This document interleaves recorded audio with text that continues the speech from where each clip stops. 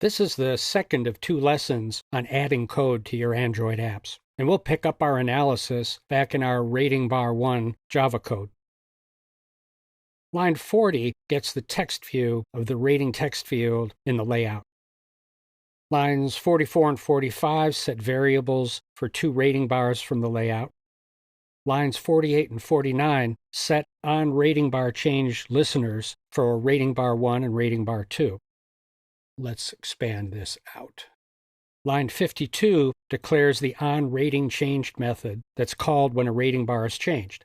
This call is built into the interface we implemented in line 29.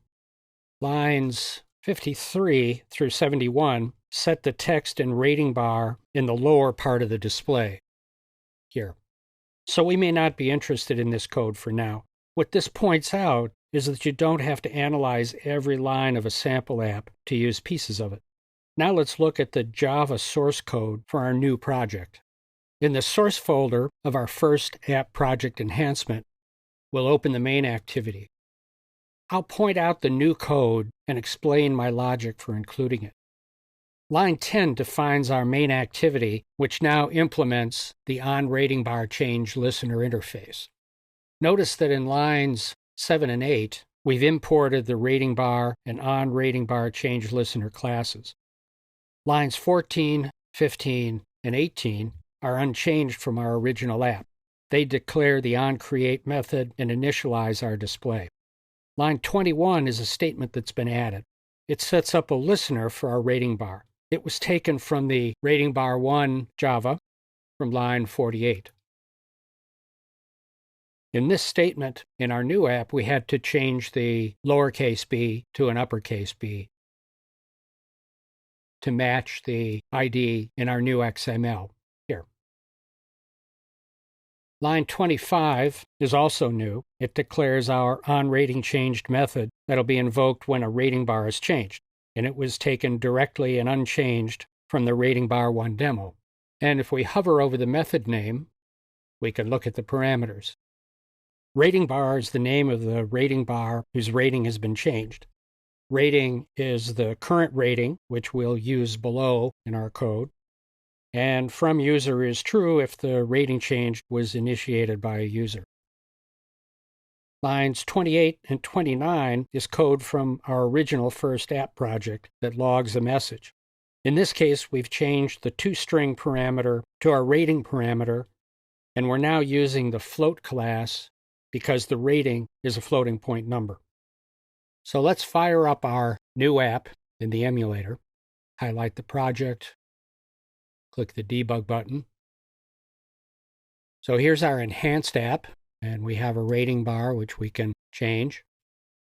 And in the debug window, we click on the debug tab and make sure that we've checked the right project because we want to look in the log file here. And I'm going to expand this out. And as we change the stars, you see we get a new message indicating the rating. And this comes from our log code here.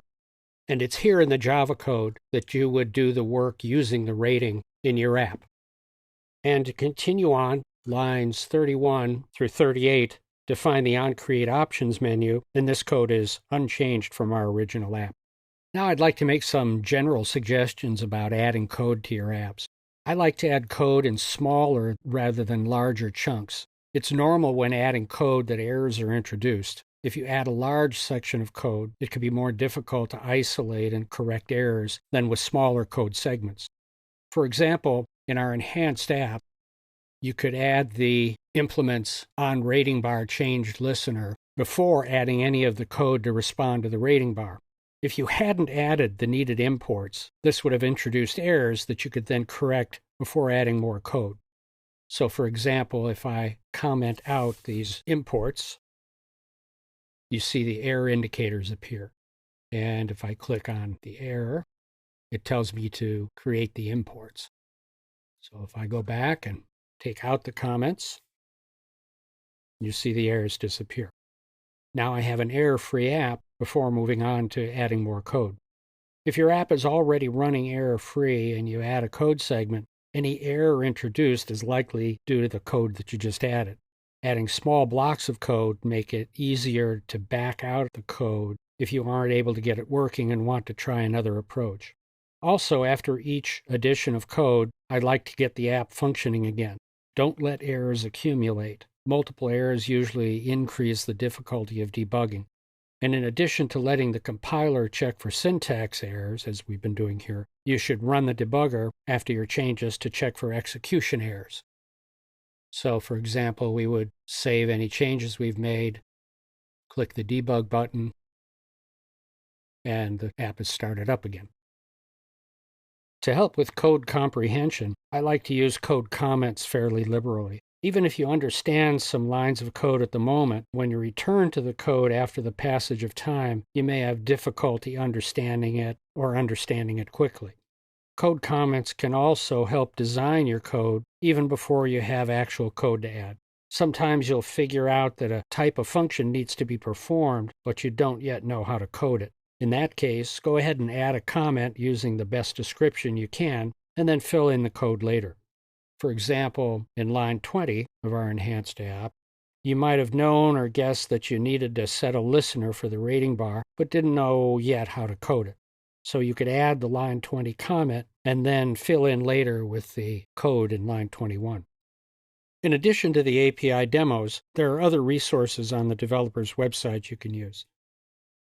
For example, on the developer's website, if we search on Common Tasks and click on this first entry, we get a page with a number of common tasks explained with code samples. And Google is adding new resources to the website all the time. One way to stay up to date on Android development is using Google Plus to follow what's happening with Android developers. If you sign up for Google Plus, you can follow Android developers. And there are lots of posts by the Google team and others on the latest and greatest Android features. That's our lesson on adding code to your Android apps. In the chapters and lessons to follow, we'll look at a number of design and code patterns you can use and adapt to your applications.